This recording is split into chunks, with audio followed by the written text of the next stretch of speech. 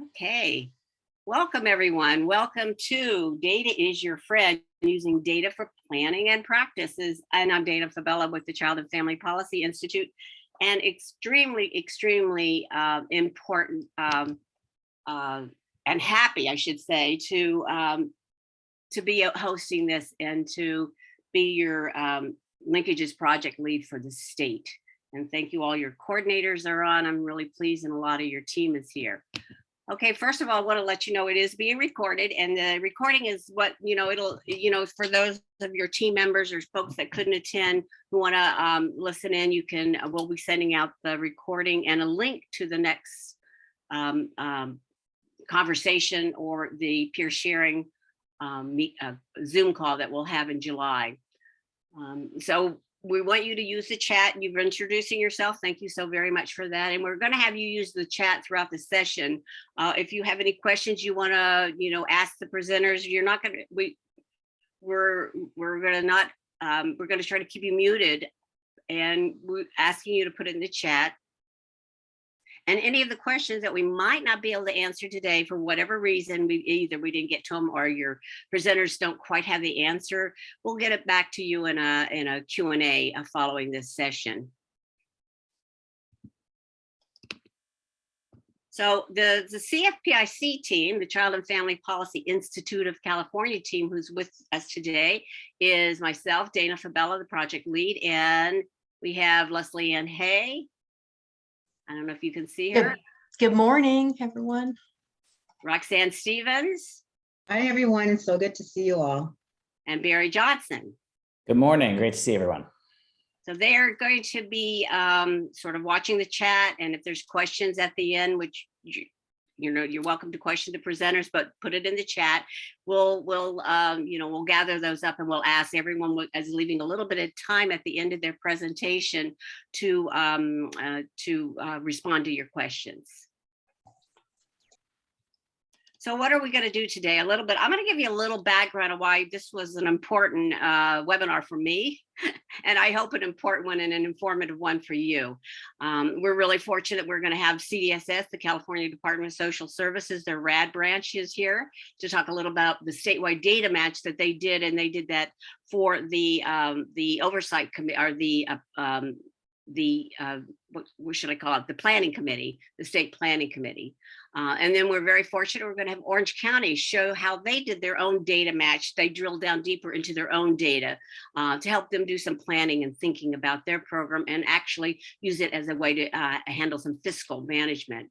We'll do a little bit of a poll, and then a 5-minute stretch break. And that should be about an hour. We're just giving you like 10 minutes, I think, at that point, but let everybody stretch and refill their coffee. Then we go into mutual client identification, and we have fortunate to have 2 counties, Contra Costa and Santa Clara, who are both part of our original Linkages 1. So they've been generous enough to talk to us a little bit about how they've been doing client identification. And then I'll just tell you what's next, kind of what to expect next. So just a little bit of background. As you know, CFPIC ran the Linkages project from 2007 to 2014. That isn't, there's a little typo there. Sorry, we'll fix that before we send the slides out.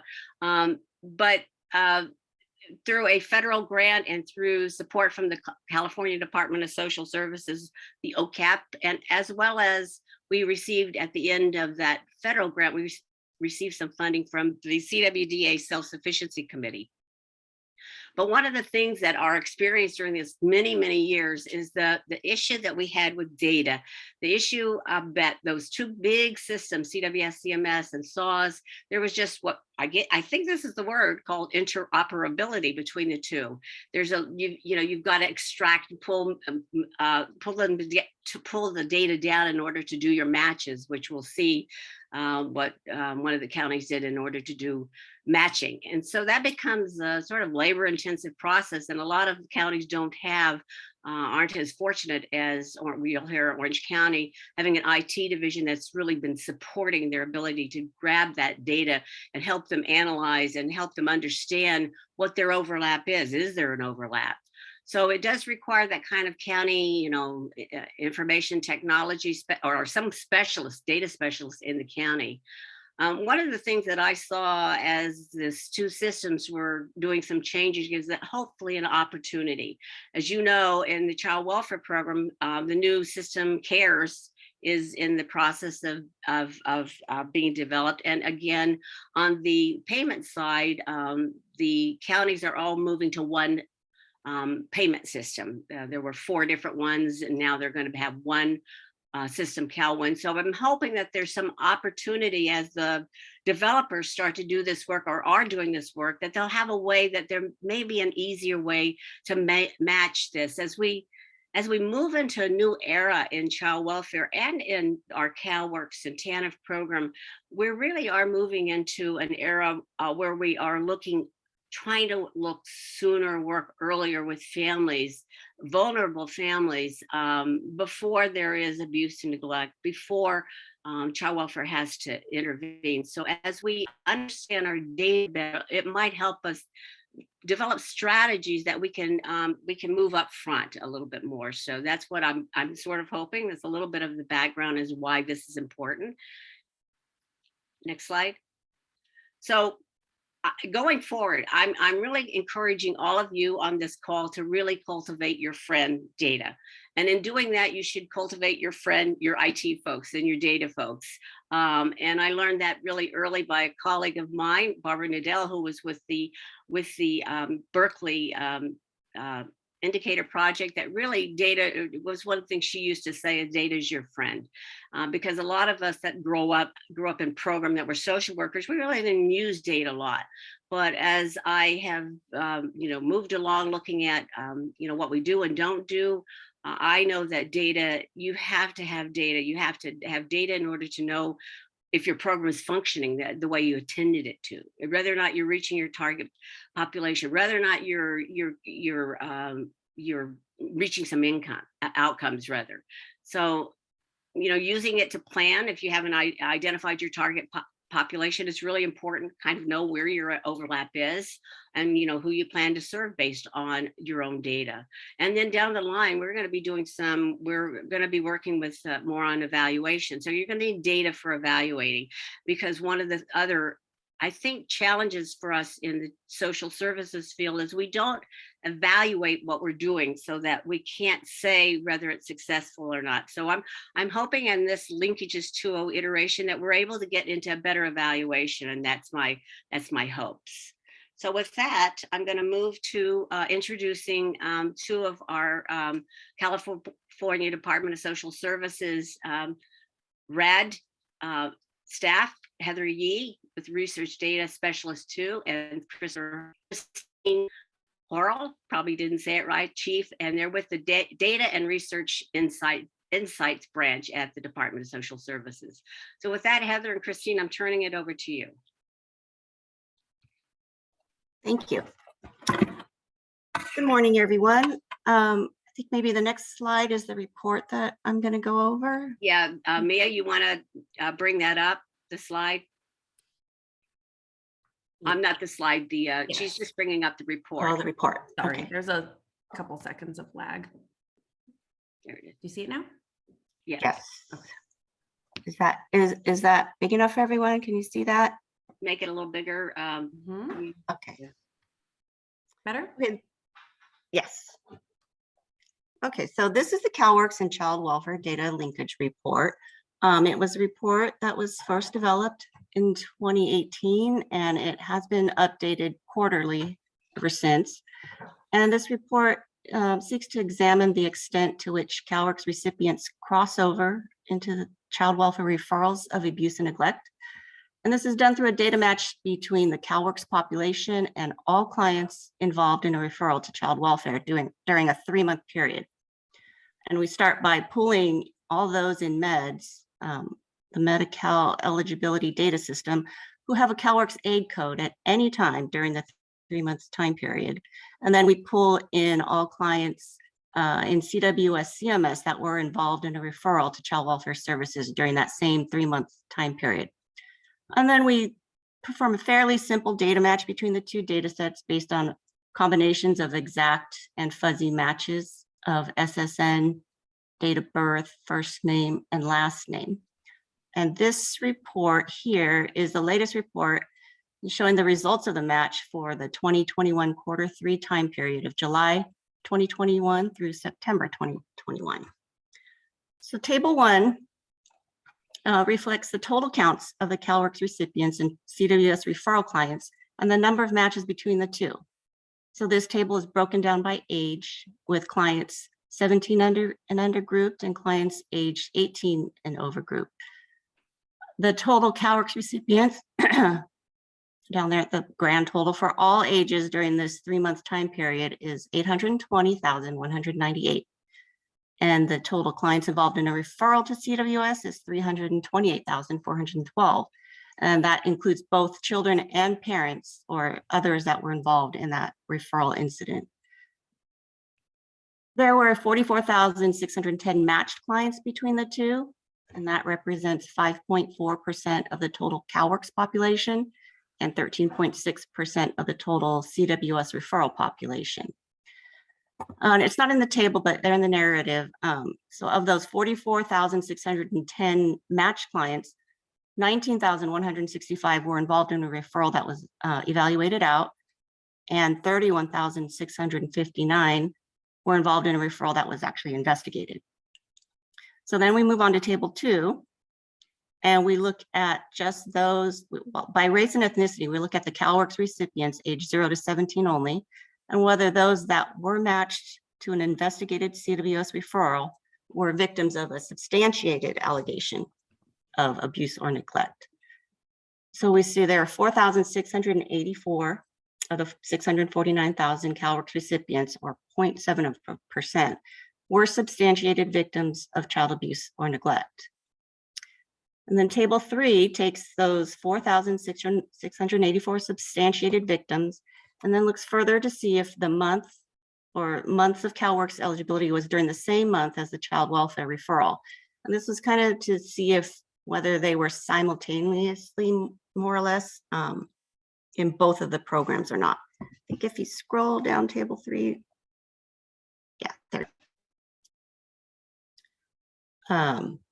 So 92.2% of the victims were reported as a CalWORKs recipient during the same month the child welfare referral was received. So basically simultaneously.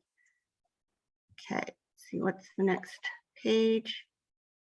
This table, table 5, we take those clients with a substantiated referral while on CalWORKs and look to see whether the victims' mothers and fathers were those against whom the allegations were substantiated, and then whether those parents were also part of that CalWORKs population during the 3-month period. So we found that there were 995 unique parents who were also in that 3-month CalWORKs population, and of those, 280 or 28.1% were found to have been previously victims of a substantiated allegation of abuse or neglect as a child. That last thing there, the note, we just have a note there explaining how the CWS CMS system only goes as far back as 1998. So some of the data on those parents may not reach back far enough to see whether they were victims of child abuse. And that's it for this report. You have, we have some questions. I think I'm going to have the chat folks. Thank you very much, Heather. There's some questions. Who wants to have the, Barry, do you want to handle the questions? I can do it, Dana. So there's one question about whether there was a data cleanup prior to this report. I'm not really sure if we need clarification on that question or not, but that's the question. Was there a data cleanup prior to the report? I would say no. I'm not sure exactly what the data cleanup means either, but no, this is just the straight data from CWS CMS and meds. I'm wondering, Donovan, do you want to unmute Donovan Bayon? I think that was his question, if he wants to some clarification on what he means by cleanup steps. Oh, yeah, certainly. I was just curious because oftentimes when we looked at our demographic information, we had some missing information, social security number, date of birth. So we did a validation of the indicators that we were going to cross match before we got started. I was just wondering if you guys did any cleanup, a social security number cleanup, or any of the indicators between the systems. No, we don't. There are missing data elements, social security, sometimes birthdays, but so we're not able to match on those. And I'm not really actually sure how we would clean that up if we notice something looks off. I'm not. So I think that brings up a related question that Teresa was asking, and that's whether or not this same kind of layout of data is available on the county level. Can you run this report by county as well? It can be. We have county data. Let's see. I don't know if our CWS program people are on the call that can speak to that, whether to run this report by county. Heather, I don't know if I don't think Lisa's on. I Okay. know that that on one of the committees that we were on earlier, they did do a county report for the counties that were part of that work group. So we do know that it's capable. I guess then the question is for the counties that are Linkages County, is there a way, I guess they can get their county level data on a, since you run this quarterly, is there a way that they might be able to get it quarterly, county level data? And Sorry, I can speak up. This is Christina Hurl. I'm was also on the presentation slide. I'm the chief of the state and federal reporting section at CDSS in research. I think that CDSS is exploring that right now, but we haven't come to any concrete plans on how to share this type of data out countywide, but I think it's something that's being explored. okay, so that's something for the counties that are asking that question, and many of them are, I can see just kind of glancing Yeah. at it. We'll follow up on that. There is an oversight committee that all the branches are part of, so we will we'll pose that as a question that I'm understanding from Christine, that it's really a program. It's not the decision based by the data folks. The program one, so we'll bring that one forward. This report, however, this aggregate report, Mia will put that in the chat for you to, then you can download it, and when she takes it down.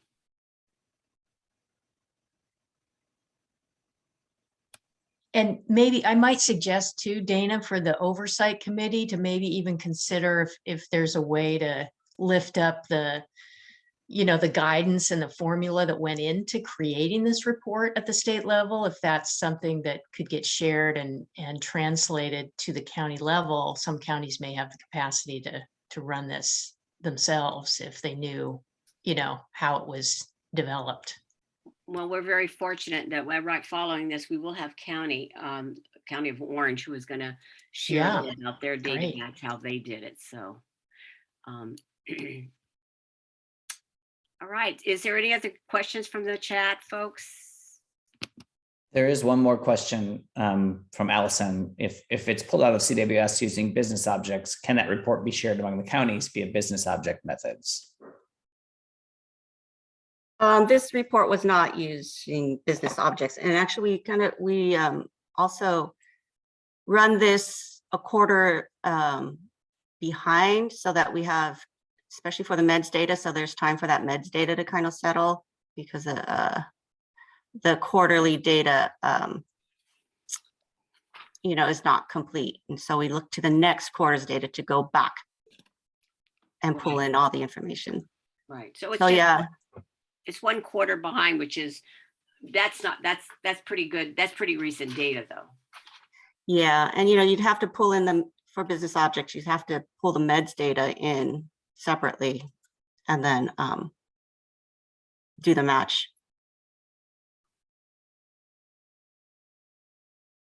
Great. Any other questions around this? So folks? there was one follow-up from Donovan about, can it be shared on the CDSS extranet? The report. This actual report, or when we talk about county? I think, well, Donovan, I think you were asking about this particular report, is that right? Well, I think the county level, someone had posted something about the county level report and the extranet. It's a good resource for us to access information right now from CDSS or DSS. Yeah, sorry, this is Christina Hurl again. I think we need to coordinate with our program partners on sharing out at the county level. But yes, that's a good resource if we're able to move forward with that, then that may be one of the methods we use. Okay, so this will be a follow-up item I will take to program staff and who are part of the Linkages Oversight Committee as a request from the county linkages counties. Hi, I have a question. This is Ashley from Santa Clara County. On the report itself, if the data match wasn't done in business objects, then was it done outside using Excel, or what type of process did you guys Okay. Yeah, we use SAS here. Oh, SAS, okay. And even the CWS CMS data wasn't done through business objects. We have extracts that we pull in with SAS. Yeah. Got it. And then the total report is out the stats that are provided right now is out of the entire Santa Clara County. It's for the entire Santa Clara County. What? For the stats that are being presented right now, is it for the entire Santa Clara County, or is it, because I know that there's questions on having it broken down for each each piece. Or maybe I'm not asking the right question. I'll pause until the presentation moves on. Thank you. Yeah. So this is statewide aggregate data. So all the counties' data is in it, I believe. Is that right, Heather and Christine? Correct. It's statewide. Yes. Okay, that's what I was getting at. Thank you, Dana. Thank you. Yeah. Okay. All right. With that, if you think of any other questions, put them in the chat. We'll be saving the chat afterwards so that we'll take a look at what you've asked that we may not have gotten to at this after this presentation. And Heather and Christine, I want to really thank you very much for presenting the statewide data and what RAD has been doing. And I heard you say that it's a quarterly, that you run this quarterly. Is that correct? Great. Thank you. Okay, well, with that, we're on schedule and we're going to move to Orange County, who will talk a little bit about their data match at the local bit for the county. And so you'll get an understanding or hear a little bit more about how a county runs their data match. Tatiana, can I let you go ahead and introduce your team?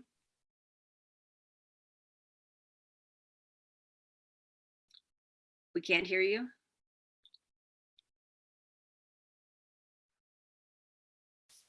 So it's Tatiana Merveles, Donovan Bayron, Vijay Desari, and Shobha Nelly. And if I've ruined your names, I apologize.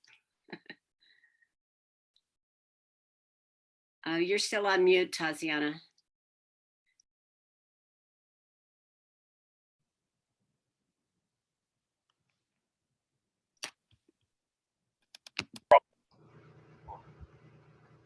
I hear some sound now. Go ahead.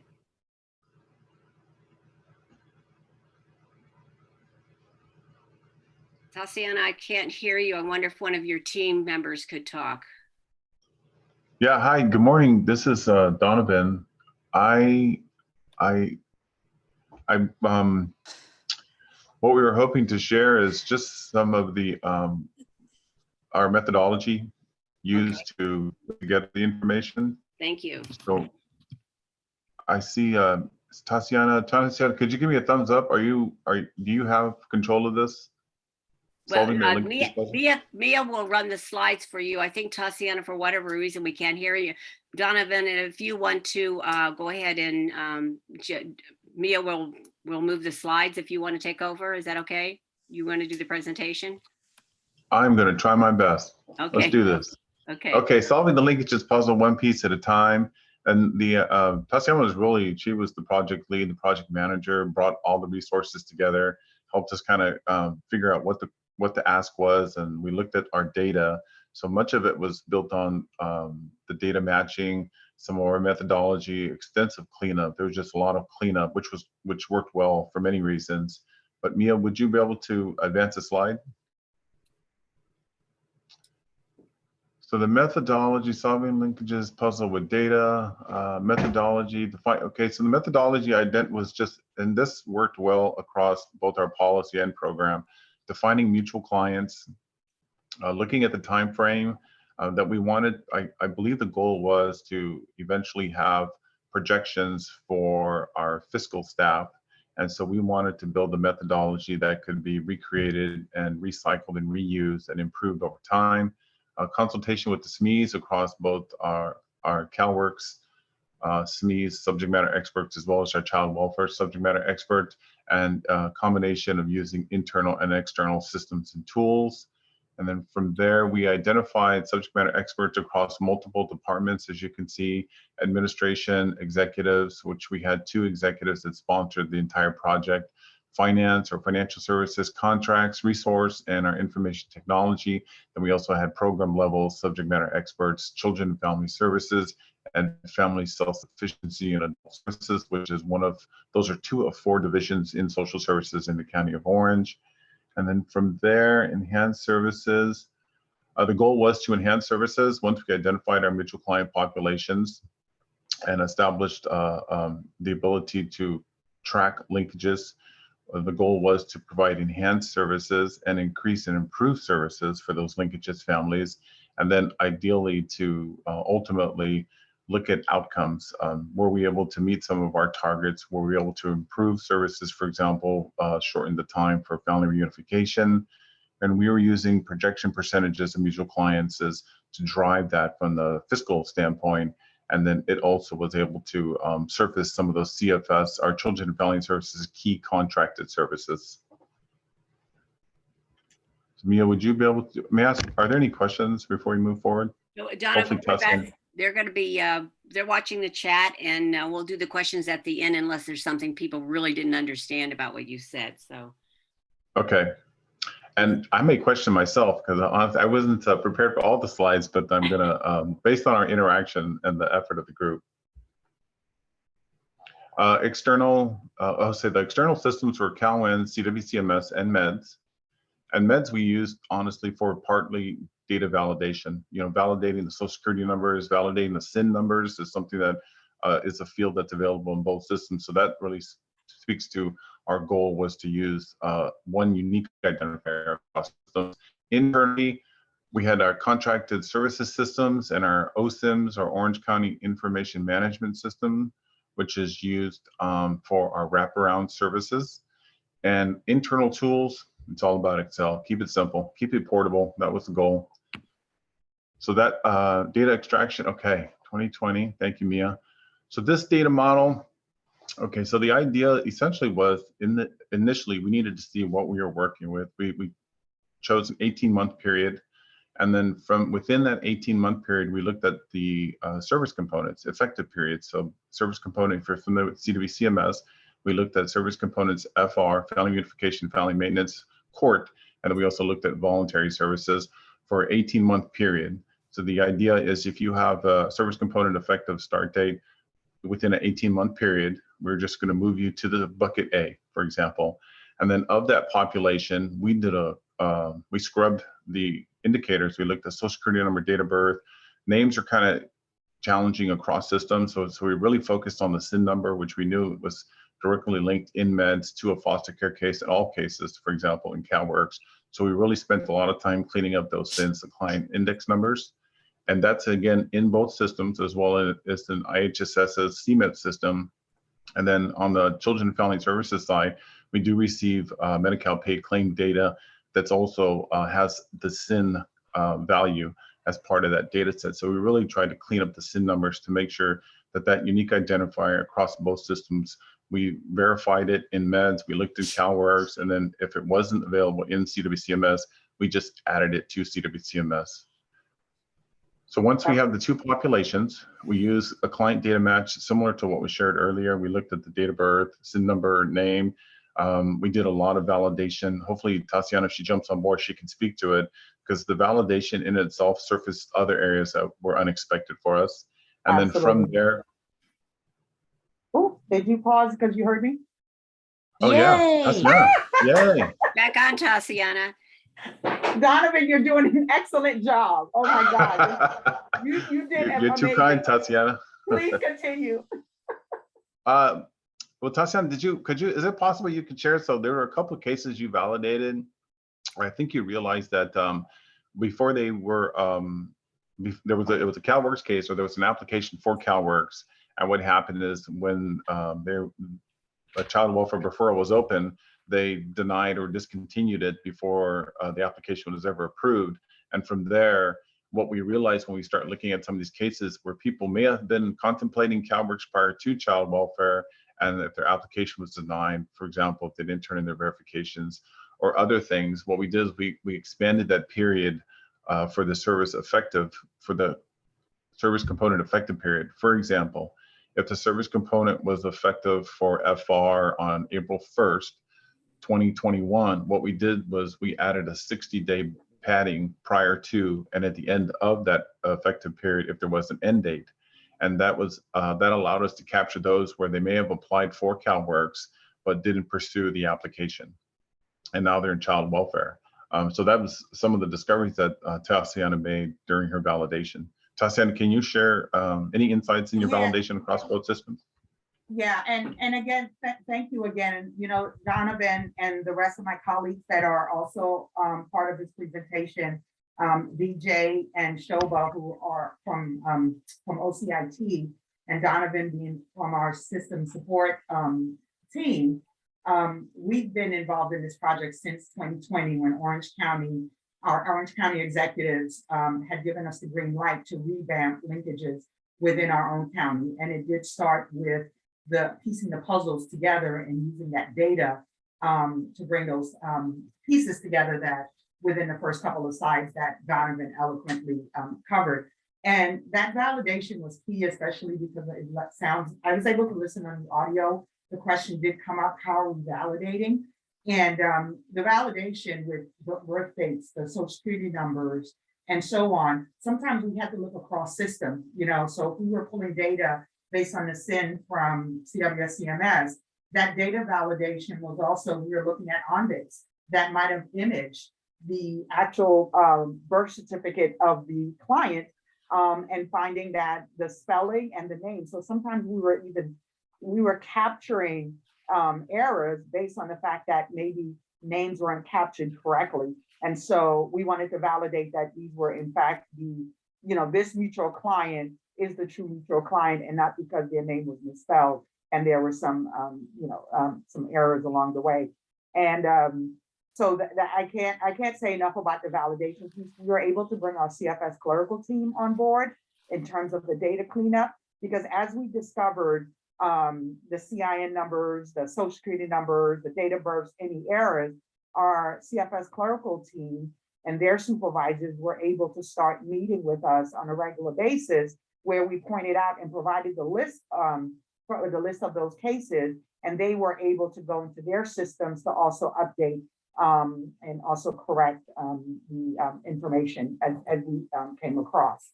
And unfortunately, there were some families that we were also finding that we were missing, but because of that 60-day buffer that we added with the methodology, that definitely helped us ensure that we were capturing as many of our mutual clients as possible. And Donovan, if you have nothing else to add, I just want to make sure that we don't lose any more time. I want to also go from, so that 2020 slide that Donovan was looking at, that was from our 2020 data model. And I have to also thank Donovan and all of our subject matter experts that we consulted with. That included our region, that included our foster care policy staff, our executives, OCIT. I mean, there were so many stakeholders involved in creating the data model that it really helped bring us to where we are now. So we actually developed what we call an executive summary of all the data that was aggregated for our executives, and have since refined the methodology to get us to where we are now. So we are currently in the process of developing our fiscal year 21-22 report. And so the next slide, which you can go over to, will show the some of the updated methodology, but also to demonstrate the current real-time systems that we are looking at. And with that, I'll turn it over to OCIT that will speak in terms of how they're extracting the data. And then after that, I'll summarize what the outcome is as of current. Thank you, Tatiana. Hi, everyone. This is Vijay from OCIT. So for the data matching, I did two kinds of data matching. For the first data match is like the combination of OSIMS, CWS, and Calvin. So initially, I ran a SQL query and pulled the data from OCMS database. And I used the case ID from the OCMS, and then I did the data matching with CWS CMS, and I got the needed data. And once I have the data of OCMS and CWS CMS, then I did a data match with Calvin using the SIN number or SSN or child name. Then now the final data, which is the combination of OCMS, CWS, and Calvin. So I put it in the Excel, and I put it in some central location, which is accessible to research team. So, and they took it forward from there. So this process, like initially when we are testing and when we are going back and forth, I did it manually, but later on I automated everything as a job. So I don't need to go in place and check every time. It is all automated. And the second data match, which I did, is CSS plus CSS with CWS CMS. So initially I ran the query, SQL query in CSS. And from the data which I got from CSS, I used the CWS CMS client ID or client name or date of birth, and I matched it with CWS data, and whatever the final data, which is a combination of CSS and CWS CMS, that I put it in the Excel in some central location for the research team to take it forward. And even this process is automated and is run 10th of every month. I think that's all from my side. Vijay, may I add something Vijay pointed out, which we do still today. We still validate and monitor our social security numbers, SIN numbers, names, date of births across systems today. We keep that clean. You know, as referrals come in, we're constantly checking, working with our clerical partners to make sure that they receive this report that we generate where there's either a missing SIN, a duplicate SIN, incorrect SIN, incomplete SIN. Instead of the full number of characters, it's like maybe 8 characters. And so we're generating reports to maintain that that data quality in CWCMS, and using, as Tatiana had mentioned, our on-base content management system to look at VARIFs. We have other clearance tools that we use, as well as MEDS and CalWIN. But thank you, Vijay, for the reminder. So I just wanted to lift up something you both had said, and I saw a couple questions, but OCIM or OSIMS is you said your wraparound database. That's where your services are. That's where you know who's getting services. Is that correct? Yeah, those are our tracking systems, our internal databases. It's an internal databases on those services and who is getting those services? Yes. Okay, and the same thing with what you called, you said CSS. CSS. Also contracted services. So you're tracking who's getting the services against this match. Yes, tracking those referrals. So many, these are the clients that are getting the parenting, counseling, and so on, those services that our resource development team are processing. And another thing I wanted to lift up, that this is an ongoing, I heard your data folks, I think Donovan say that this is something you're constantly doing as new families come into CWS CMS, you're doing the check against the system. Is that correct? So it's Yeah, no, that's correct. Honestly, it should happen at all levels of, if you're doing any type of reporting, constantly improving the reporting data quality by looking at those data points. But that SIN in particular, because it's an identifier that we also use to de-identify information with our healthcare agency. So it's a great value. Hopefully, as we create new statewide systems, CalSol, CWS Cares, they'll consider a unique identifier across all systems, such as the SIN number. Okay. I was trying to manifest that, just so you guys know. Sorry about that.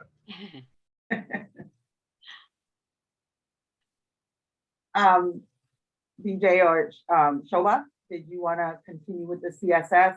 I mean, pretty much it's what VJ definitely, this is, especially for our data folks that are on the line. We wanted to include this particular slide because again, it goes into the whole data matching and the systems that we're looking, because you know, everything can't be pulled just from one system. So in terms of data matching and validating, we are constantly going across systems as well too.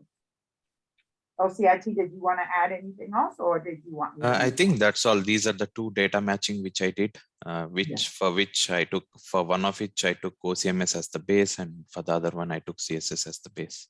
Yeah. And as we move to the next slide, what's really important is what VJ mentioned is after working this, we have been able to, and I say we, but really leading it has been between our research team and OCIT to create the automation so that all that manual work is not done every month. And so all these special groups are working together so that we can, in the end, prepare and provide what you're seeing in this current slide. So as you can imagine, once we pull the data, right, we have to summarize everything. We have to provide our stakeholders, our executives, and anyone that needs the information to be able to know what are we looking at in terms of the outcomes.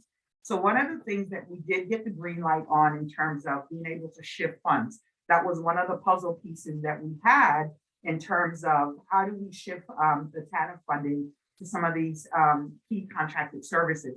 And the reason we're saying key contracted services are those highly utilized services most frequently used by our mutual clients and in general, any clients, right? And so what you're looking at here in this slide, reading from top down, this is the summary, because by pulling all of this data, we also needed to also develop what's called projection, right? We wanted to project what were the percentages of mutual clients that were going to be, that number one, that we have, period. And then also the percentages of those clients that were also utilizing those key contracts that we were looking to shift the CalWORK fundings to cover those child welfare services contracts. And so in this slide, for fiscal year 2020 through June of 2021, we were looking at, and we, as you can see, when we updated was in November of 2021, we went back to look at the data. We looked at the number of cases. So they were, as you can see, well over 5,000 open child CFS cases. And the reason we needed to aggregate this data and create this summary of projections, we were not going to provide our stakeholders, you know, an Excel document with nearly 6,000, you know, list of cases, and then they had to figure it out. So over 5,700 open CFS cases, and the number of that with CalWORKs in numbers was nearly 1,400, and then in percentage-wise, 24%. And so based on the initial data models, as well as the methodology developed and refined since 2020, we were able to say, okay, based on what we're seeing, about 24%, 25% seemed to be a number we kept swinging between, identified the number of mutual clients. And then we brought it down to where it's no big here number of caregivers. Caregivers in the research language would be the parent. And that's the one that is the payee with the open active CalWORKs case. And so we found that in terms of percentage going to the far right, 19% were utilizing the counseling services contracts, nearly 22% were utilizing the drug testing contracts, and prototypes, we had 80%, and we now have seen almost more like 100% utilizing that contract. And prototypes is our contracted mother-child residential treatment program. And then lastly, we also found the wraparound services that were also being utilized by 43% of our mutual clients. And so when it came to the prototype data, which is why in the early slide, we talked about cross-matching, not only across systems like CalWIN and other internal databases, but also the tool. So for prototypes, their tracking is basically, good old Excel, right? And so we're in contact with the contractor or our liaison to get constant updates in terms of, okay, how many of your population that is in the residential treatment program that also have an active open CalWorks case. And so we get that information via our Excel documents. And so that's how we do the data cleanup with their liaison as well. And so by having these percentages of the percentage of mutual clients and the percentage of those that are utilizing those contracted services, we were able to shift our the TANF funding to cover these services that would normally have been paid for using the child welfare dollars, CFS dollars. So now the CalWorks side is covering those services. And so what we've been doing since is as of today, we are also developing our fiscal year 21-22, our current fiscal year report as well. And the lead developer of that report is our research team.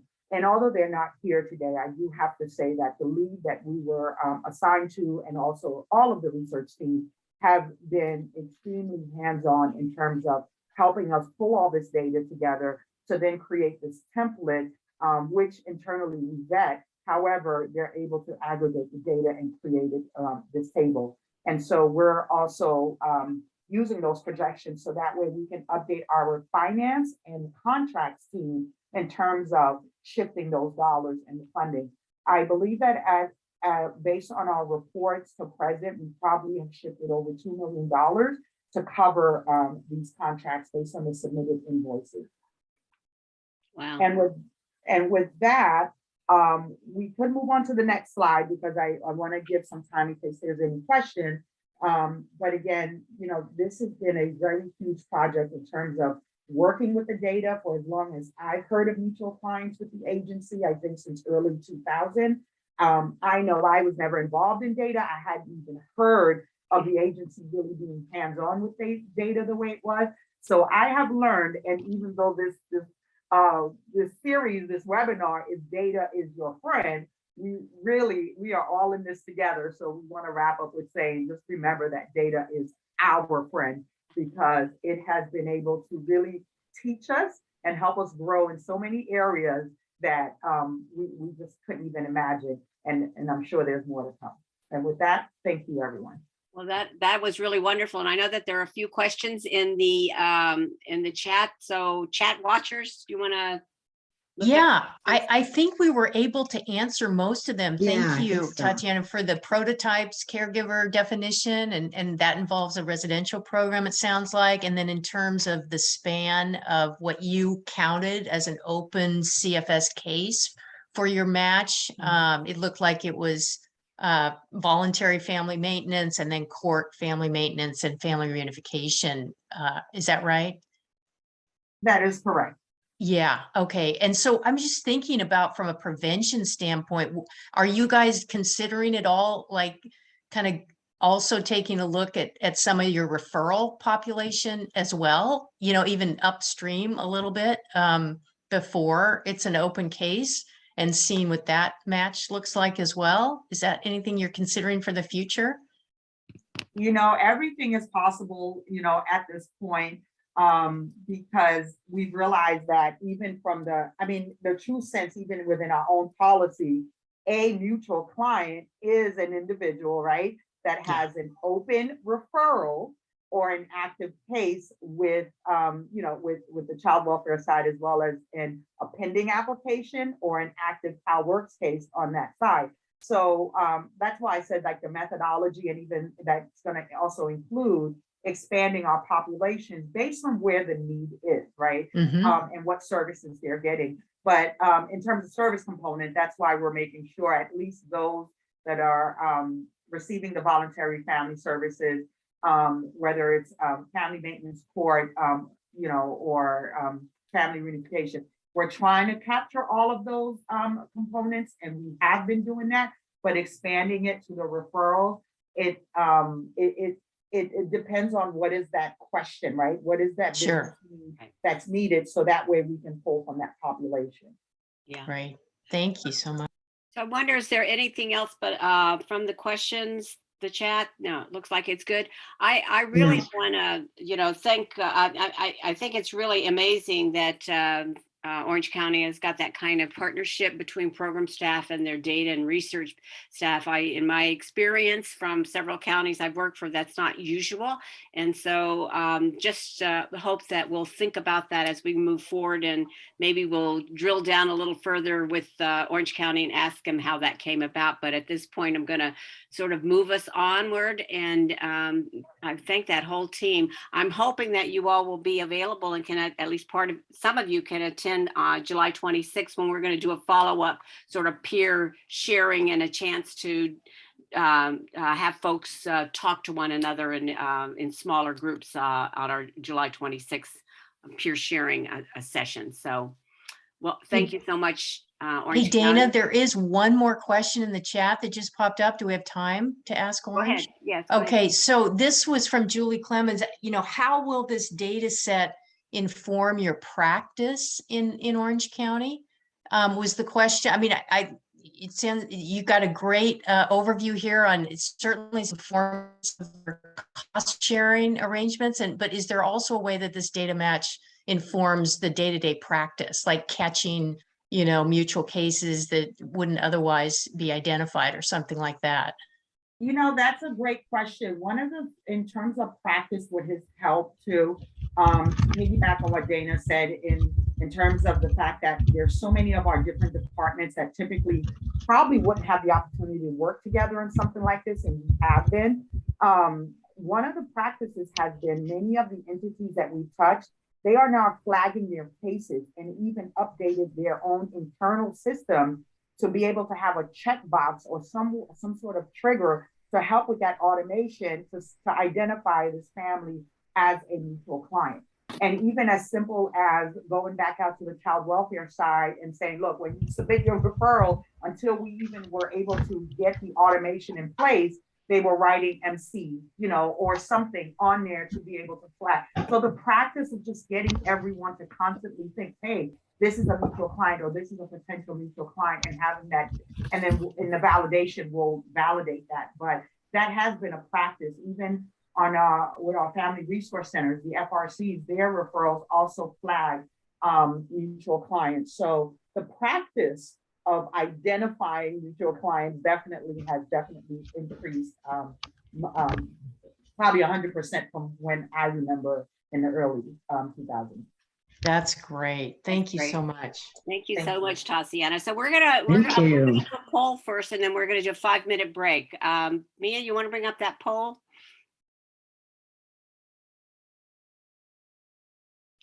So the question we have is, I'm so impressed by the support that Orange County has. Our question is do you have support in your agency to do the kind of CWS CalWORKs data matching?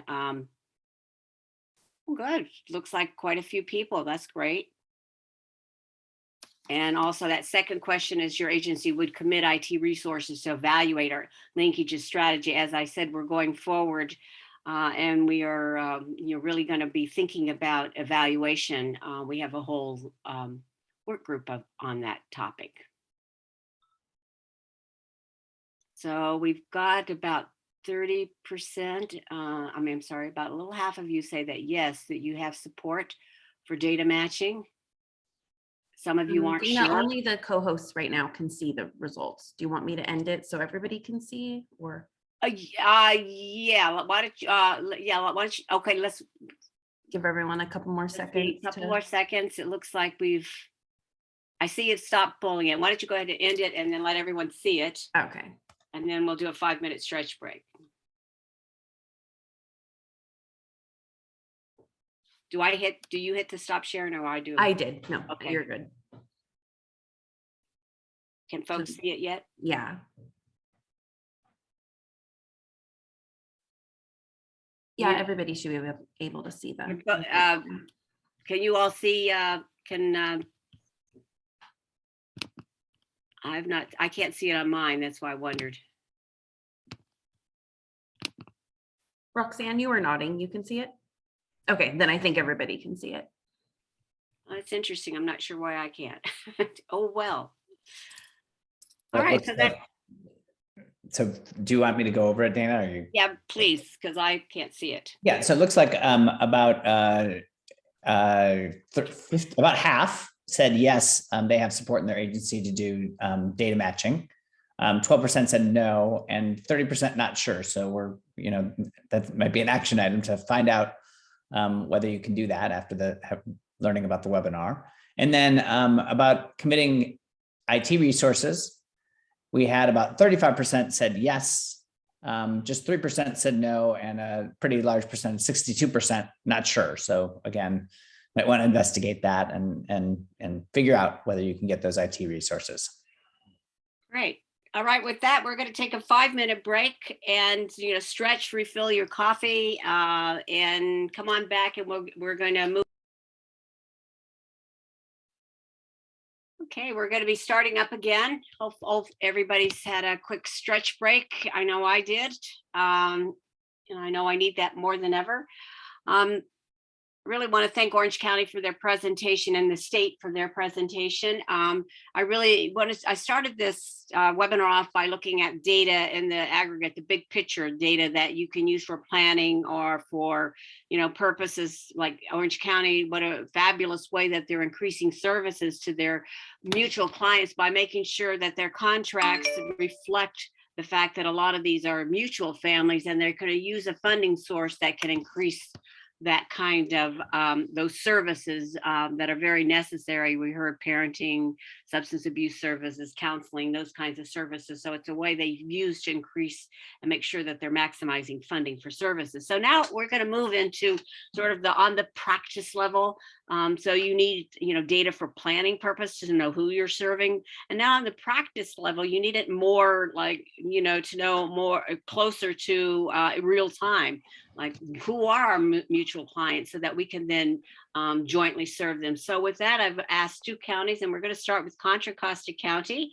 And I'm very pleased to introduce Tanya Spencer, who is a welfare to work social work supervisor, and Kelly Franklin, who is a children and family services social worker on the child welfare side. So I'm going to let you take it away, Tanya and Kelly. Good morning, everyone. And I want to start by saying that presentation from Orange County is very encouraging in terms of the data matching situation. I will be reaching out to get more information. But what I want to start off with, Kelly Franklin, she's a social worker on Children and Family Services side, social worker 3, and I actually do the welfare to work assessment and intensive services unit. So basically, I'm gonna do part of the presentation, then Kelly will come in, and then after that, I'll close it out. But the crossover program, which is called Linkages, started back in around 2015, and I wasn't around at that time, but that program actually was in place where the Children and Family Services and the Children and Assessment Unit, the Assessment Intensive Services, that's the Welfare to Work unit, basically started working together. Those cases are still ongoing. If we have a client that is matched with CFS, if it's the active CalWorks case, we actually work with those families individually, using support services, determining what activity they're in, if they're in mental health, substance abuse. So that program has been ongoing for a while. In 2014, we actually started our pilot program where we actually identified our target group, which was the intensive and family services cases. Those are the old voluntary family maintenance cases. Those cases we wanted to pilot, and we have 3 district offices, Central, well, Antioch is considered east, and then we have Central and West County. So we started it in Antioch, and basically, just like I said, we wanted to use the voluntary family maintenance, which is intensive family services. And Kelly will explain more about that. So our target population now is the IFS cases, but we also serve any client that's CalWORKs and CFS in common if it's identified up front, and share services. But we actually, with IFS cases, we do a case coordinating plan. And I think we're going to discuss that at a later webinar. So Kelly is going to talk a little bit about the client identification process. But one of the things that we did with our relaunch in 2014, we actually identified our target population. Like I said, the IFS cases, we have our referral process. We create our mission, vision statement, guiding principles. We have our manual sections and various forms. We actually do training for staff, and that is ongoing. So Kelly will talk a little bit more about the identified population for CFS and welfare to work. Hello, good morning, everyone. Can you hear me okay? Yes. Yeah, okay, hi. My name is Kelly Franklin, and I am a social worker 3 in East County, Contra Costa County. Fortunately for me, as going back to what Tanya was stating, a lot of the work being done back in 2014, I was privileged to be a part of that, maybe coming on like 2017. I was actually in the assessment intensive services unit, which is under CalWORKs, and then took a position in children and family services as the intensive family services social worker. And intensive family services was formerly known as volunteer family maintenance. So we are doing linkages with our FM cases, well, our voluntary FM cases. But with that, it was actually a good fit coming over to children and family services, because working with AIS and linkages, and then coming over to this side, children and family services, and still having the linkages cases. So I'll start with just some of the points of identification for children and family services. For one is within emergency response. So I don't believe, and Tanya, you can correct me if I'm wrong, but it is, we talked about how one of our barriers is kind of like the data extraction of being able to name cases that exist on both sides. So it's still in a process where we're working with the clerical staff, who they essentially start with doing a CalWORKs clearance. So on the ER side of things, if an allegation is brought through and a case is going to be open, at that point, the clerk, the ER clerk, would then do a CalWORKs clearance to identify if this family has a case, or if there's like an open case in common, if they're receiving welfare to work services.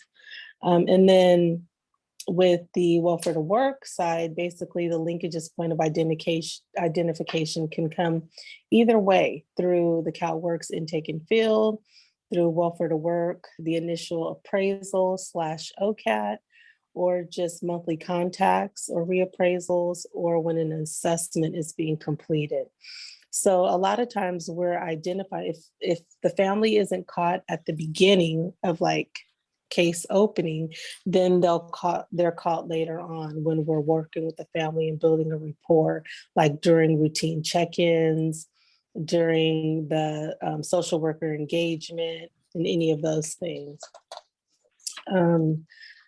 Next, there's a slide that kind of shows the linkages flow, and you can see where it starts at number 1 with the ER clerk, and then going forward to the ER social worker and with the supervisor. And then at that point, when a CFT is held and the division manager is involved, it's just, that's where a lot of the correlation kind of begins. Once an intensive family services case is open, that is when the IFS social worker would begin to work with the welfare to work worker to begin to identify clients and then start the collaboration process. I know Tanya and I, we had discussed further talking about the entire collaboration process of forms that we've created and how they're identified and how we work together. But I believe that's something that we're going to focus later on in a different webinar. So for now, we're just kind of sticking to what the flow of identifying might look like.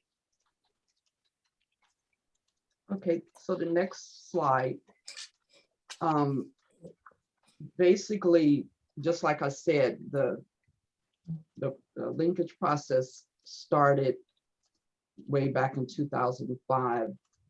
We used the crossover form, and I'll show you that. That could be identified at where Kelly said at ER, at the ER level, but also at intake and CalWIN. If a client identifies that they, have a CFS case, that crossover form is completed and a release of information form, the WTWCC 10B is signed. And we also have another form that they refer to AIS. So that case would automatically come to the assessment unit. And it might not be what we call an IFS case, but it's a crossover case, which it has children and family services involvement. So those cases, we actually monitor in assessment and work with the CFS worker, but the IFS cases, just like we said, that's the group that we actually do a client coordinated case plan.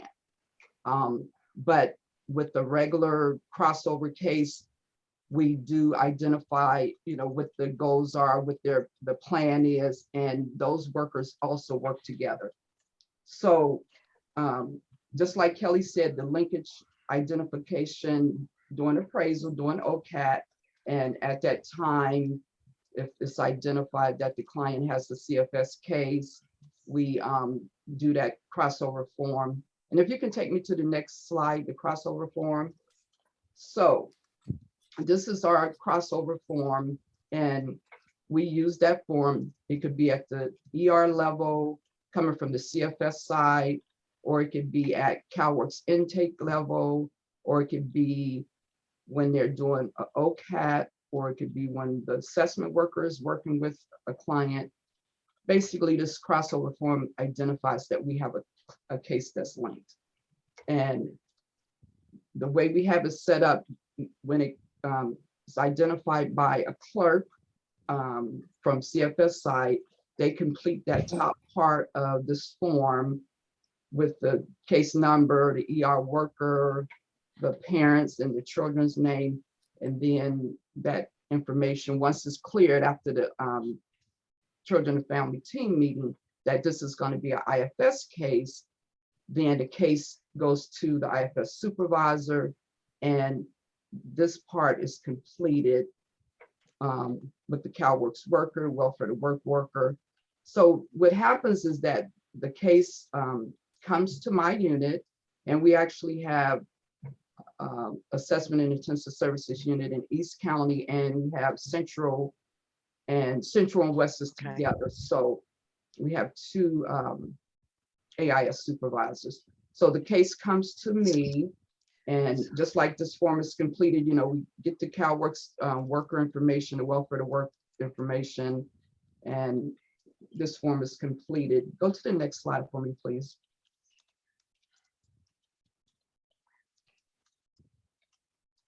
So once the case is identified, then that case is open, and the linkage process start really. And the pre-linkage meeting, I guess we'll discuss at a later meeting. That's when the social worker on the child welfare side and the AIS worker gets together and basically, identify, when they're going to meet up with the client and to do this coordinated case plan. But this form is completed with the CFS worker, the AIS worker, eligibility worker. So we're all kind of knowing that this is a crossover case, a linkages case, that CFS is involved. Can you go to the next slide for me? So what it looks like, CalWorks, we identify mutual clients, we share resources. So just like I said in the beginning, and I think it was mentioned earlier, we share our resources, childcare, transportation. If we identify a case, even if it's not an IFS case, it could be a family maintenance case, it could be a family reunification case, a FM or FR case.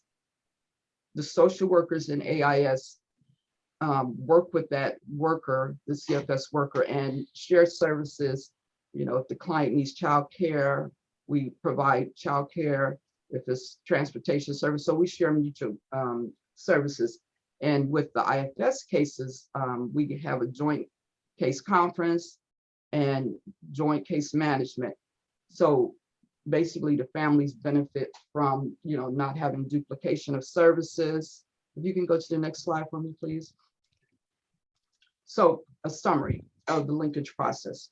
CFS clerk screen CFS cases to determine if it's linked to CalWorks.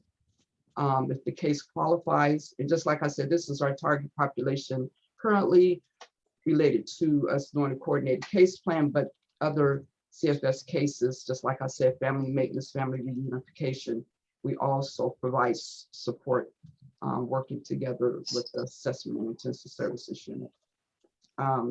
So the AIS supervisor is notified, then the social worker, and then we approve the case and they work together. And just like I said, the pre-linkage meeting, and then they have meetings, several meetings after that to make sure that ongoing coordination is going on. And of course, the services are offered to the families. Next slide, please. So linkages in terms of collaboration between workforce services and children and family services.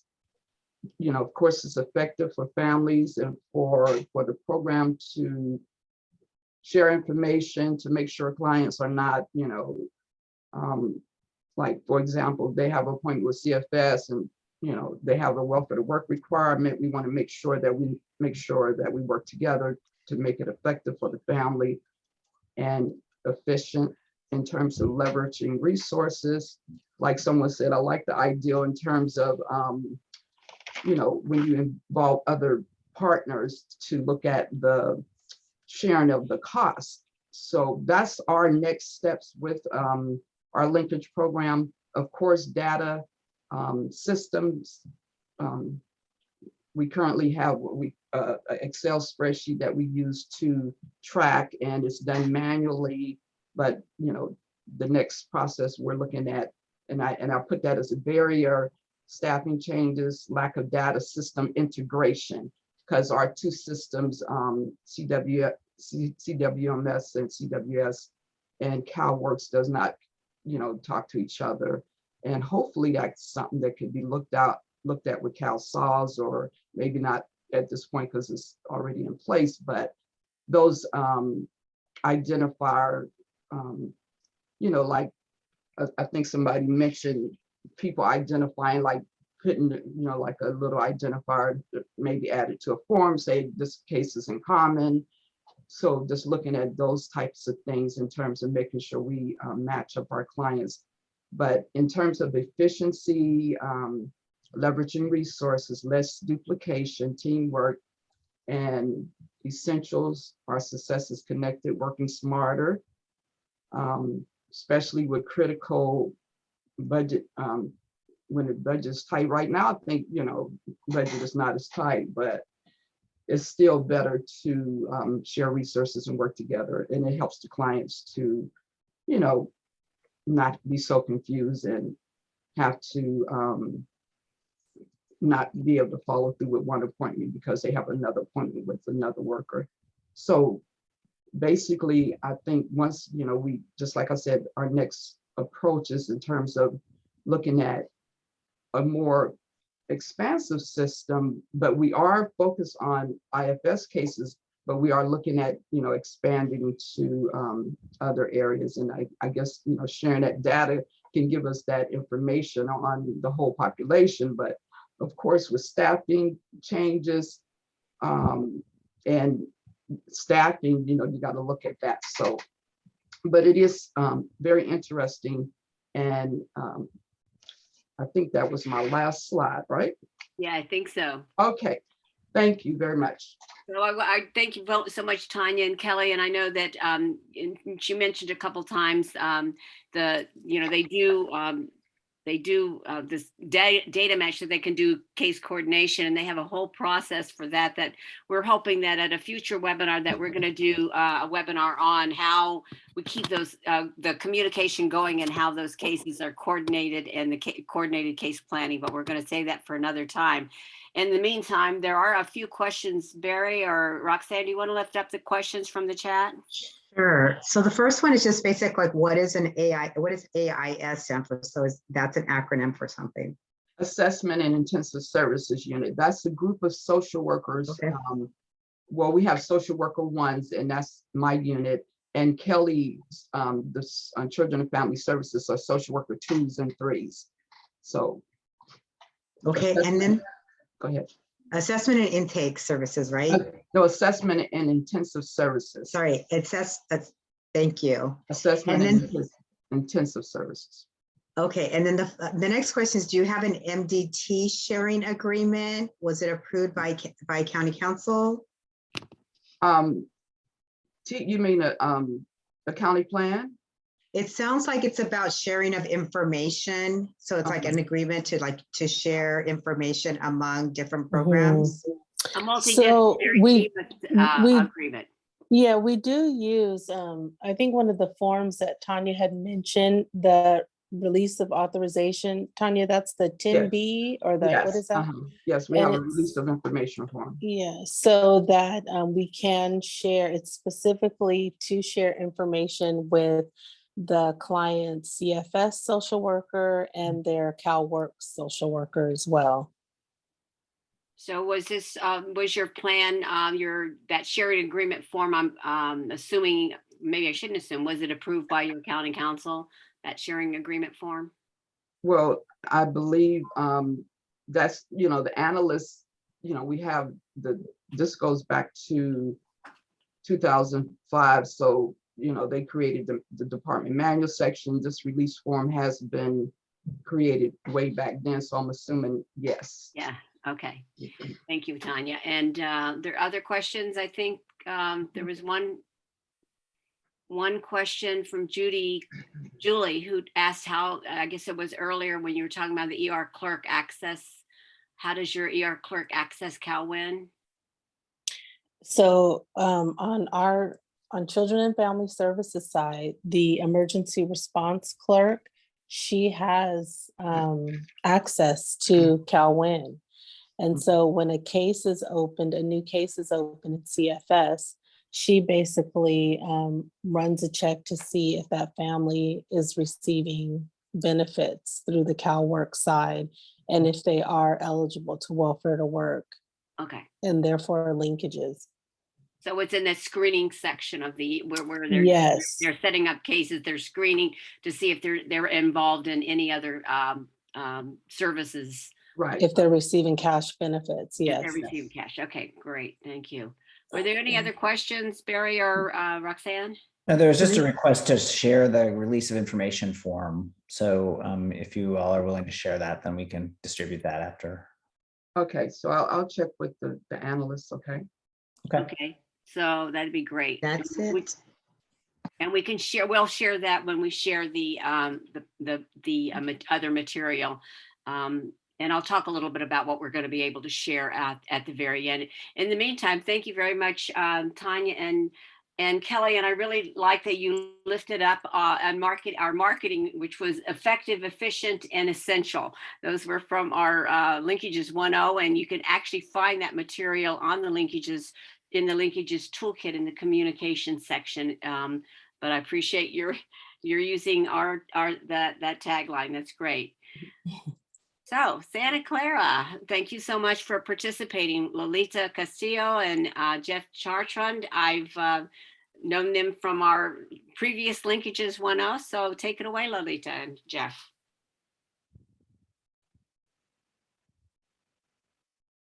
All right, good morning, everyone. My name is Jeff Chartrand and Lolita Castillo. The both of us, we will be doing our brief presentation for Santa Clara County. And if we can move on with the slides. Santa Clara County, we're kind of some old timers too. We've been doing this for about 15 years. And what I want to do first, before we get into how we identify, just some of the nuts and bolts about Santa Clara County. As we had said before, a lot of our identifying, happens through the ER and through the call center. And we have about 2,300 calls a month that come through.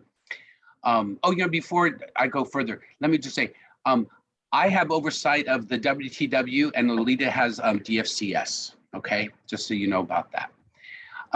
So we have about 2,300 cases a month that come through.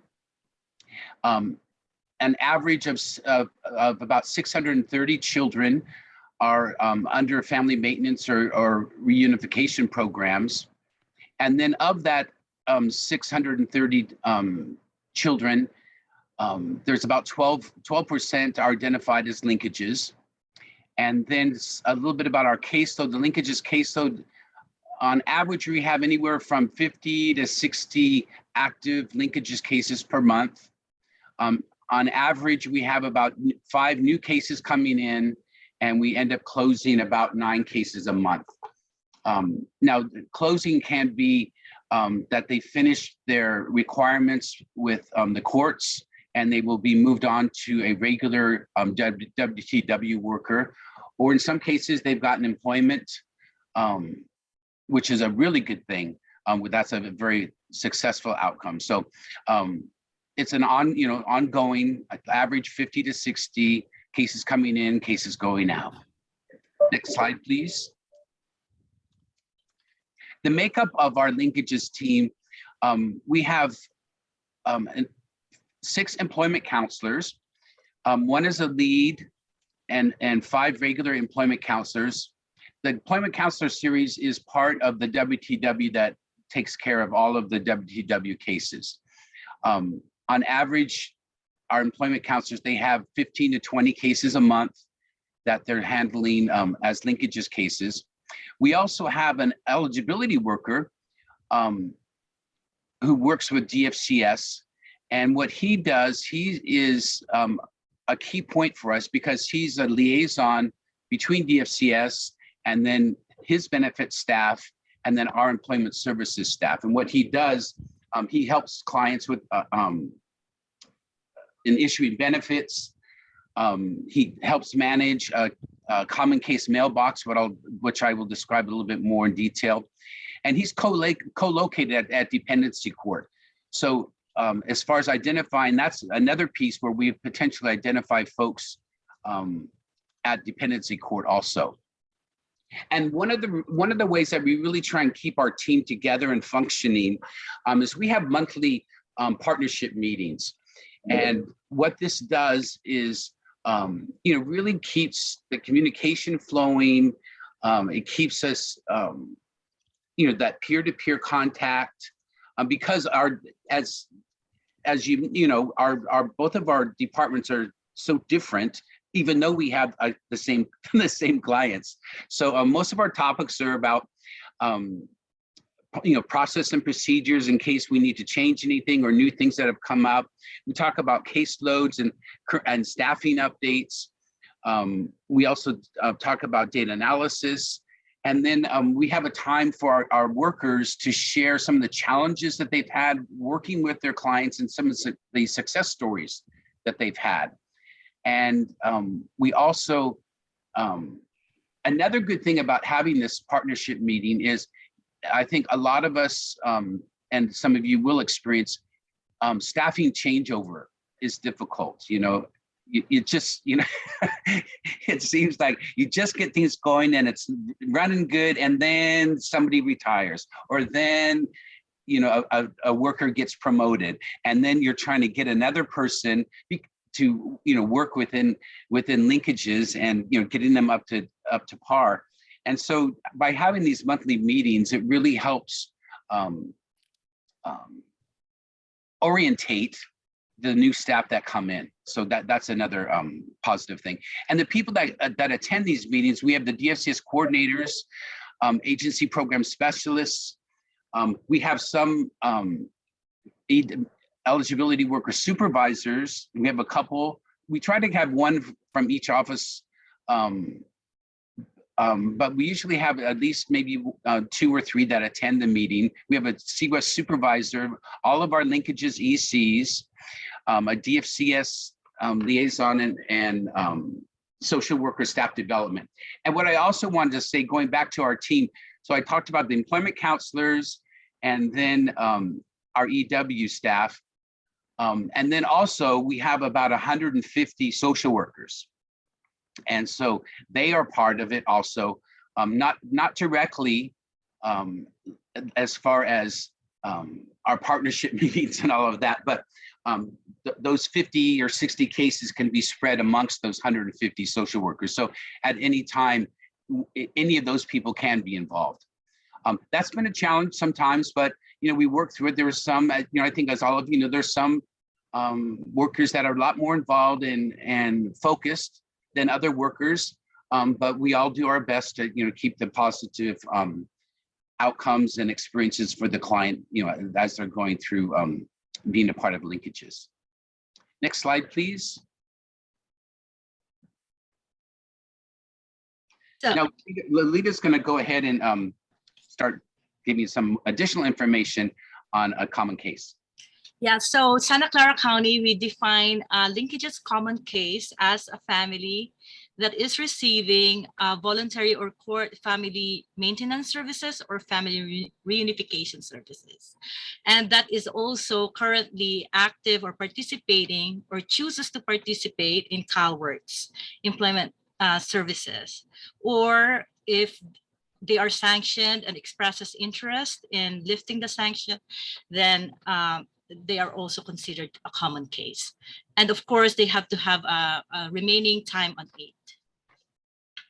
Next slide. And how do we identify common cases? So we have various ways of identifying from the child welfare side. Similar to Contra Costa County, our clerical staff have access, our emergency response clerical staff have access to CalWIN, and they are able to print out the benefit status of our clients. Those benefit status are included in the case file, child welfare case file. Also, our eligibility worker liaison, who is Richard Ching, who's part of this, who is attending this webinar too. He also checks the statuses of the benefits, and he manually checks the statuses and able to identify our common cases. He is also co-located at the Debency Court and is part of the staffing and screens all the benefits of our clients and able in that process able to also identify common cases. We also identify through our social workers inquiries that are directly sent to our EW liaison or to me or to our common case email mailbox. And we do a semi-automated CalWIN and CWS CMS data match. It's not as sophisticated as Orange, but we do them for our sanctioned CalWorks clients. And through that data match, we're able to identify our sanctioned clients who are also open in child welfare. And Jeff? And then with in WTW, our employment counselors, we also help identify common cases at the very beginning at virtual orientations, similar to the other counties. Our engagement ECs, they ask about if they're involved with DFCS when they're talking about barriers. And there's well, virtually now, yeah, now since it's virtually, they're doing it verbally, but there was also a question on the form before when they would come in. And so that helped help identify them. And then ongoing case management, the clients may self-identify with their worker if something comes up because they can no longer go to school, or there's an interruption because of, and then we find out at that point also. And then the other thing that we have, tool that we have, is the common case mailbox. And this is a email box that we use for all of our intake employment counselors when they've had a person disclose that they might have a DFCS case, or they're not sure if they do, but they've been doing this or that. And so in this mailbox, we can send that information about the client, and Lolita and some of her staff, they go into the CWCMS and see if that is in fact a common linkages case. The mailbox is also really helpful amongst our staff and others if there is a question about a process or procedure, or you need to clarify something. There's not one person that monitors. Everyone, all of our ECs and some of Lolita and our EW, they all receive those emails when they come in. So it's also a good tool for social workers. They are aware of that mailbox, and they may also use that if they have a question about linkages. Again, you know, the marketing of linkages is really important, and I'm sure, you know, they'll have that later. But you know, getting staff on board and having them just being aware of what linkages is really, really important. And it's taken a while for us to get our staff on board and to understand what it is and the importance of it. And so that's really what the common case mailbox is about, because it's a great tool that anyone can access, any of our staff can access to ask questions.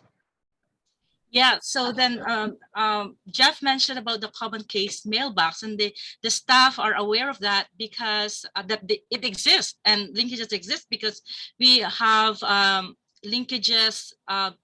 It's part of the curriculum for the induction trainings for our new social workers, our new EWs, eligibility workers, and our new employment counselors. So then they are aware of linkages. And we also go to staff meetings and sometimes unit meetings to talk about linkages. Okay. Next slide. And then, so what happens after the identification? So our EW liaison, if the case is identified from the child welfare side, our EW liaison, Richard, notifies our DEBS, Department of Employment and Benefits linkages lead about the common case and request for assignment to our dedicated linkages employment counselors. And if identification happens from the CWES side, from the benefit side, then our non-linkages employment counselor submits a transfer form. And once that's done, once the assignment is done, then the collaboration happens, right? Like the teaming, the joint meetings happen. So then the case plans and welfare to work plan are integrated. And so also the service delivery is cohesive and not fragmented, and that the clients are able to leverage the resources from both sides of so the teaming happens through CFTs, child and family team meetings. It could also be through the MDT, multidisciplinary team meeting, when a client has a housing program too, like the family unification program, or bringing families home, and it's a common case. We all sit together so we can figure out how to best move forward. So it's not too crazy for the client to be juggling 3 kinds of plans. And then you see some tables there. Yeah, and on these tables, this is to wrap it up, just some data that we included from, let's see, we have about 5 years of data. Clients have referred to linkages from 2016 through 2020. you can see 55, and then we really bumped it up and we're going well, and then we know what happened in 2020, so that dropped off quite a bit.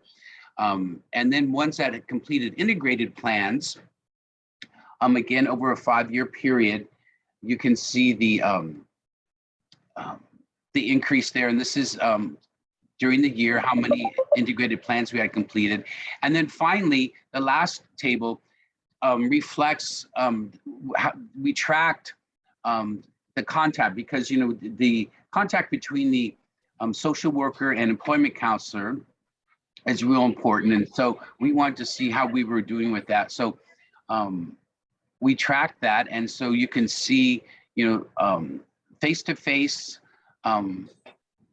usually going pretty good with social workers, over telephone communications that we've had, and then email communications between our EC and social worker.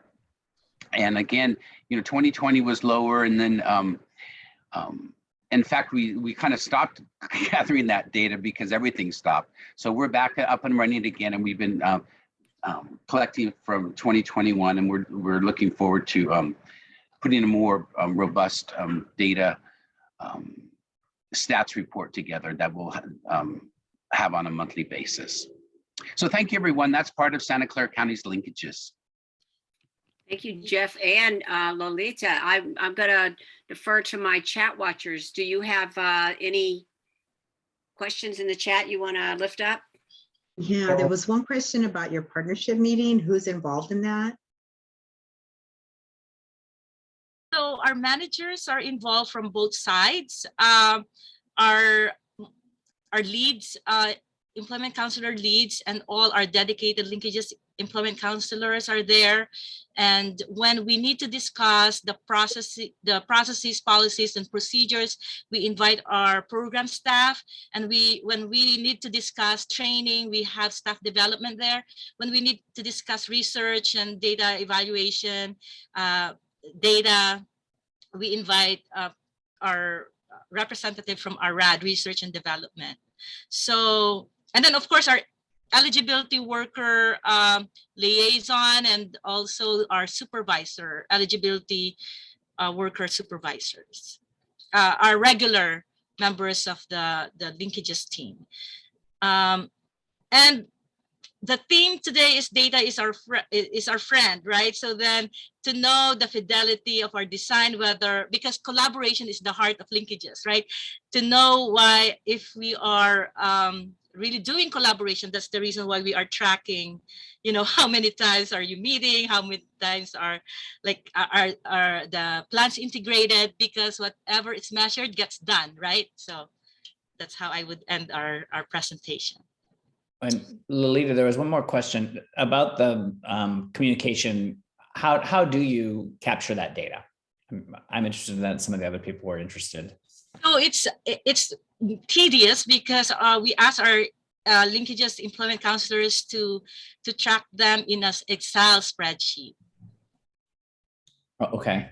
It's a shared booklet that they go into it, and again, at first it was kind of hard for them to get them on board to do that, but after a while it just became second nature, and so they would just go in there and just tally at each time that they had any one of those three okay forms of communication.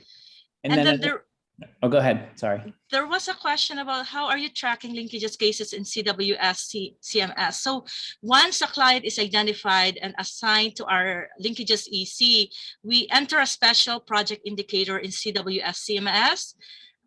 We have a special indicator for FM cases. We have a special indicator for our family reunification cases. Yeah, under the first, our first linkages 1.0, we actually advocated and we supported and we encouraged all the counties to use special project indicators. That was the way we were trying to evaluate it. So Santa Clara County was one of the counties that really actually did that. A lot of counties didn't follow through. So it was really hard because it is, again, as you all said, it's an extra step people have to do and they have to remember to do it, right? And so you all have gotten it into people's framework that that's just something they do. So but a lot of counties haven't been as successful as you have. At least that's my experience. Yeah, and if I can just like say one quick little thing too, only because I came from Santa Clara County and was really involved in a lot of this stuff, that the drop in the numbers is not just simply because of what happened during the pandemic, but it's just, isn't it also because the child welfare caseload has significantly dropped in the last few years? Like I'm gonna say at least 50%, maybe more. So does that account for the drop in some of the linkages caseload numbers as well? I would say partly, Roxanne, that's part of the reason, but really one of the main reasons is that our dedicated linkages ECs were assigned as DSW. And so during that time, we prioritized court cases. We didn't assign those voluntary family maintenance cases to our linkages EC, even though they are in common, because at the time only like 1 or 2 ECs were available. Yeah, so again, you were, it looks like you were impacted by the staffing crunch that a lot of folks and a lot of reassignments of staff that were doing things, and they were in a different position and nobody to fill it. So that's also been, I think, for all counties, an impact on their linkages program, because it's been seen as almost something extra as opposed to something essential. And I kind of understand that. However, yeah. Any other questions, chat monitors? One more question, which is how do they determine how many cases each case manager will have? We usually just go through round robin. And as cases come in, they get assigned to the available ECs that we have. And the unit supervisor kind of keeps track of the number of each. Yes, so right now they're averaging 15, but before we would have a linkages EC carrying maybe 20, 22 cases when we had more cases. Okay. Yeah, and before we leave, I would like to also acknowledge the 2 data analysts from Santa Clara County. They are doing our data matches. It's Benjamin Bloom and Ashley, and also our current manager for linkages is also Marcela Martinez is also here, and of course Roxanne was our champion when she was still with Santa Clara County, and she was our champion when we were piloting our sanctioned population, piloting a project for our sanctioned population. That I know. That's why I grabbed her as soon as I heard you tired. So Dana, do we have time for one more question? There seems to be a couple more. Yes. So okay, so does Debs and EC both have access to CWS to add the special projects code? Yes, so our linkages ECs, not all employment counselors have access, but our dedicated linkages ECs have access to our CWS CMS, and they are able to enter the special project indicator. Yes. And then just kind of a follow up to that too, is a special project indicator for those that where the case was open in linkages, or for those who participated? So once they are assigned to our linkages ECs, they are identified as common case, they are assigned, we enter the special project indicator. So whether they participate or not, they become, they are, whether they are missing an action or not, while they are still eligible to be a common case, then the special project indicators are not ended. We continue to engage them, try to reach out, both sides. Any other question, Roxanne or Barry? One more. Is the caseload lower for linkages? Was the question. From what kind of context? In comparison to, oops. Yeah, comparison to other ECs. Yeah, in comparison to other ECs, yes, it is a lower caseload. Our regular ECs have an average of about 35 to 40 cases. These linkages ECs have, like I said, anywhere, 15 to 25 cases. And then they also participate in the engagement of all WTW folks for orientation. All the welfare to work folks. Correct. Okay. Correct. All right. All right. We've got about 5 minutes left, so I kind of want to close, and I want to thank Jeff and Lolita. And I heard a lot of themes in there that I know folks are interested in that we'll do future webinars on. And one of them is that continued communication, how to keep the communication going. That's been one when we did at the last session, we did a poll and we found out kind of what were people interested in. We didn't do a poll, we did a question to ask folks, what would they be interested in hearing more about, and communication between workers, what's in it for me between workers, a little more about the coordinated case planning, and that whole thing about worker buy-in and keeping folks engaged is a topic that we will be exploring further in further webinars. So what's next now after this one? The way we're focusing our work is we're going to have a webinar like we had here. And then the next month we'll have a little bit of peer sharing and technical assistance focused on the previous webinar. So we hope to get some of our folks back so that we can then break out into breakout rooms on particular topics and we can dive in a little deeper. That webinar will be on that session will be on July 26th between 9 to 10:30, and we'll invite folks. You'll get a registration, you and your teams. And our next webinar in August, date to be determined, we're going to focus on AB 135 and the impact that has on, as you all all the counties that are focused on AB 429 linkages coordination. We now need to think about what's this mean as you start to change your policies and procedures to reflect now that not only can your families get continued supportive services, they can also get continued funding depending upon the case and on the coordination. So we want to talk a little bit about that. We know that we have some CDSS staff involved. I know Emily Herring's on right now, and she's been sent to us the draft ACL on 135, and we know that should come out in July next month, the actual final all county letter that then puts that into a law, a regulation that allows the counties then to implement. And so we're very interested in that. So we'll do some focus on that in August. So with that, I want to thank our presenters, and I think we're just about right on time getting you out. So I'll see you, and please feel free to, if you have any questions, I should have put my email up, but it's dana.fabella@cfpic.org. I'll put it in the chat. And if you have any questions, make sure you just send me an email.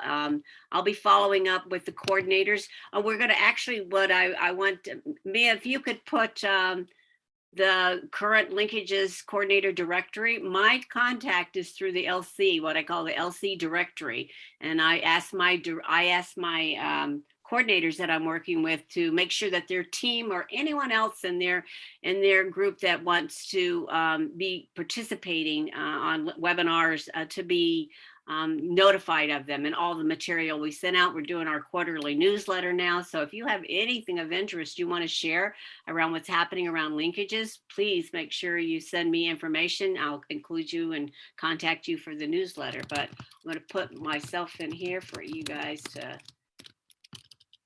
and that's me. Make sure you email me. And Mia, are you able to put that in? I don't see it yet in the chat. She's gonna send it. She's gonna send it later. Yeah. Okay, I see. That's fine. So we'll send it with you when we send them the material. I wanted to also say that we can send the PowerPoint out except for with the Orange County slides until Orange County gets the approval from their administration to send out those slides. So we'll if they get those before we are ready to send out by, I'm thinking Monday, we'll send out slides and the recording, then we'll send those as well. But otherwise, we'll be including the material from CDSS as well as Contra Costa and Santa Clara. And with that, I thank you all.